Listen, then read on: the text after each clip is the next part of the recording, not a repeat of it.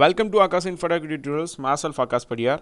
આ વિડીયોની અંદર આપણે માર્કી જે ટેગ જે છે HTMLની અંદર એ કેવી રીતે ઇમ્પ્લિમેન્ટ કરવો એ જોઈશું કે માર્કી જે ટેગ છે એનો યુઝ શું છે, એના અમુક એટ્રીબ્યુટ્સ છે જેના વિશે આપણે ડેમોન્સ્ટ્રેશન આપણે સ્ક્રીન પર જોઈશું.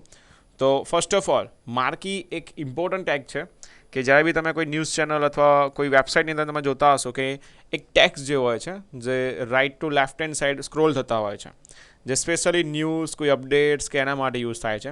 ઘણી વખત એ જે ટેક્સ્ટ છે ડાઉન ટુ ટોપ સાઇડ પણ જતા હોય અથવા ટોપ ટુ ડાઉન સાઇડ પણ આવતા હોય છે. મોસ્ટલી તમે ન્યૂઝ ચેનલની વેબસાઇટમાં તો તમે જોયું જ હશે, જે સ્ક્રીનની અંદર તમને નીચે જે બી ડેલી અપડેટ્સ હોય છે અથવા જે બી લેટેસ્ટ ન્યૂઝ હોય છે જે તમને શો કરતા હોય છે. આ જ વસ્તુ 90% વેબસાઇટની અંદર બી ઇમ્પ્લિમેન્ટ થાય છે કે કોઈ બી સેક્શન, કોઈ બી પ્રાઇસ અપડેટ કરેલી હોય કે કંઈ બી ઓફર્સ હોય એ બધી જ વેબસાઇટમાં આવી રીતે શો થતી હોય સ્ક્રોલિંગ ટેગ્સ. ઘણા લોકોને સ્ક્રોલિંગ ટેગ્સ કહેતા હોય છે, પણ એકચ્યુઅલમાં એને માર્કી ટેગ કહેવાય છે HTMLની અંદર. તો સ્ટાર્ટ કરીએ નોટપેડથી કે ભાઈ notepad HTML and HTML close its body tag close અને માર્કી ટેગ માટે આપણે માર્કી એન્ડ એની અંદર લખીએ welcome to Akash Infotech video tutorials by Akash Padhiyar, website akashpadiyar.com અને આપણે ડેસ્કટોપ પર સેવ કરીશું marquee demo .html. All files કરો અથવા TXT તમે કરતા હોય તો સ્ટાર્ટિંગ અને એન્ડિંગમાં ડબલ કોટ્સ તમારે સેવ કરવા પડશે. ઓકે, સો માર્કી તમે જોઈ શકો સ્ક્રીન ઉપર રાઇટ હેન્ડ સાઈડથી લેફ્ટ હેન્ડ સાઈડ એક સ્ક્રોલ જે છે એ મૂવ થઈ રહ્યું છે કે welcome to Akash Infotech tutorials by Akash Padhiyar and my website is akashpadiyar.com. તો આ જે ટેક્સ્ટ છે એ ટેક્સ્ટ એક વખત આવશે અને લેફ્ટ હેન્ડ સાઈડથી જતા પણ રહેશે અને જેવું એ સ્ક્રીન પતી જશે અને ફરીથી એ સ્ટાર્ટ થશે. તો આના ડિફરન્ટ એટ્રીબ્યુટ્સ છે, જે એટ્રીબ્યુટ્સ આપણે માર્કી ટેગની અંદર ઇમ્પ્લિમેન્ટ કરીએ વન બાય વન. જેવી રીતે પહેલું છે સ્ક્રોલ અમાઉન્ટ, કે આટલી જે વેઇટ થાય છે અથવા સ્લોલી જાય છે એ જગ્યાએ આપણે 20 કરી દઈએ સ્ક્રોલ અમાઉન્ટ. સ્ક્રોલ અમાઉન્ટ શું કરશે કે જેની સ્પીડ છે એ ઇન્ક્રીઝ થઈ ગઈ. તમે 200 કરશો બટ ઓબ્વિયસ છે એટલી સ્પીડમાં તો કોઈ રીડ ના કરી શકે, તો આપણી સ્પીડ એની 10 રાખીએ. દેન નેક્સ્ટ એટ્રીબ્યુટ છે ડિરેક્શન. ડિરેક્શનમાં એવું છે કે અપ ડાઉન, દેન લેફ્ટ, દેન રાઇટ, તો ડાઉન. પણ આ જે ટેક્સ્ટ છે એ ડાઉન અગર તમે કરતા હોય તો એટલીસ્ટ તમને થોડીક સ્પેસ જોઈએ કે જ્યારે તમારે એને, તો એના માટે આપણે હાઇટ આપી દઈએ કે height equals to something 400 or 500 px pixels. તો હવે જે ટેક્સ્ટ છે એ 500 પિક્સેલ સુધી આવશે અને સ્ક્રોલ થશે. તમે હાઇટ ડાઉન છે, મતલબ ડિરેક્શન ડાઉન છે એની જગ્યાએ તમે અપ, તો સ્ક્રોલિંગ જે છે ડાઉન ટુ ટોપ થશે. અને જો તમે અપની જગ્યાએ લેફ્ટ આપી દો તો અગેન બેક ટુ જે એની ઓરિજિનલ છે.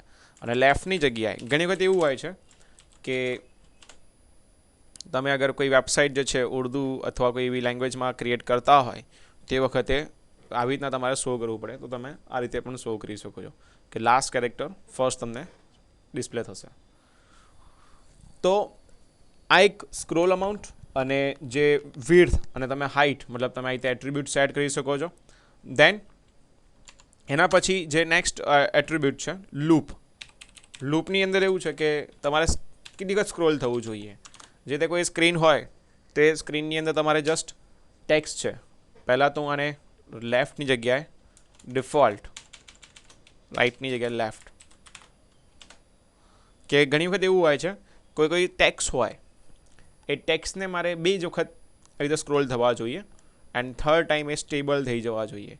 તો એ વખતે તમારે લૂપ જે છે એ લૂપની અંદર તમારે નંબર આપવાના કે લૂપમાં કેટલી વખત એ નંબર તમે જે બી ફિક્સ કરશો એટલી વખત એ સ્ક્રોલ થશે. જે રીતે અહીંયા લૂપમાં મેં એક જ આપ્યું હતું, તો એક વખત લૂપ ફરી ગઈ અને એના પછી એ સ્ક્રોલ જે છે મતલબ આખી ટેક્સ્ટ જે છે સ્ક્રીન પરથી ગાયબ થઈ ગયો. તમે અહીંયા 2 આપશો તો 2 વખત લૂપ ચાલશે. અત્યારે હું આપી દઉં છું ઇનિશિયલી 10, બિકોઝ આપણે હજી બીજા એટ્રીબ્યુટ્સ જોવા છે. સેકન્ડ જે તમારો background colour, the most important છે. બીજી કલર રેડ.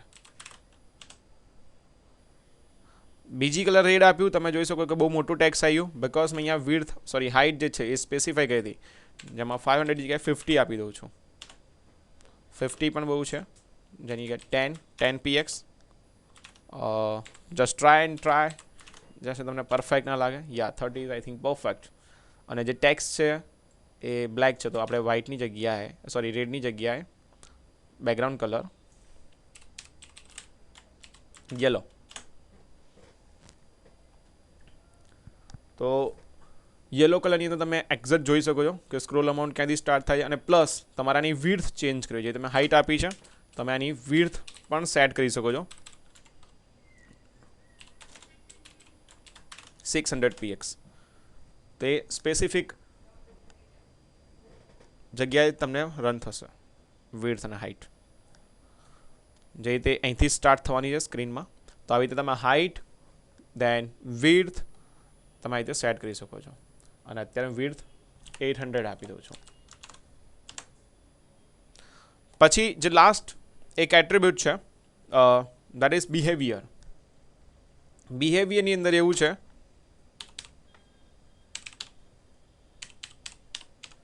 કે જેમાં તમે સ્ક્રોલ અને સ્લાઇડ અને ઓલ્ટરનેટ 3 ઓપ્શન છે.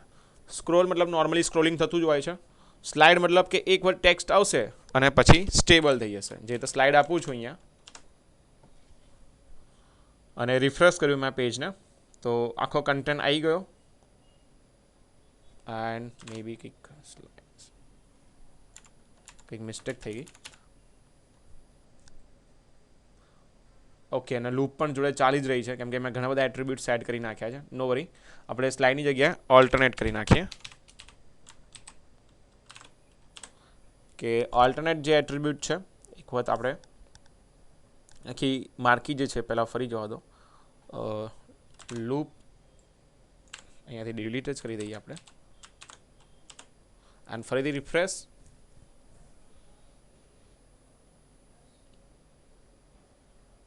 ઓકે, તો અહીંયા એકચ્યુઅલી સ્પેલિંગ મિસ્ટેક છે કે બિહેવિયરમાં જે યુ જે છે મેં એ એક ભૂલ કરી, સોરી ફોર દેટ.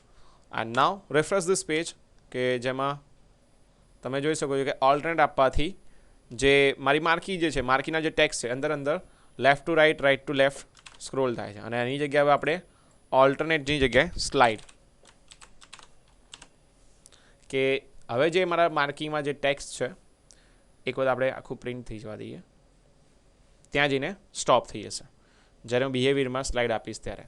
તો બિહેવિયરની અંદર તમે સ્ક્રોલ આપશો તો સ્ક્રોલિંગ થશે, સ્લાઇડ આપશો તો ટેક્સ્ટ લેફ્ટ સાઈડથી આવીને રાઇટ હેન્ડ સાઈડથી આવીને લેફ્ટ સાઈડ સ્ટોપ થઈ જશે, અને ઓલ્ટરનેટમાં left to right, right to left scrolling થયા રાખશે. તો ફરીવાર એક એટ્રીબ્યુટ જોઈ લઈએ બધા. સ્ક્રોલ અમાઉન્ટ એટલે નંબર ઓફ કેટલી તમારે પ્રિન્ટ થવું જોઈએ, મતલબ ફાસ્ટ સ્પીડ જે છે, direction left right, height and width, બીજી colour and behaviour.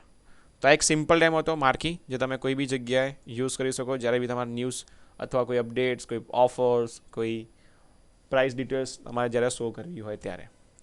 For more video tutorials, you can contact me on following details. Myself Akash Padia. Thanks for watching this video. Thank you.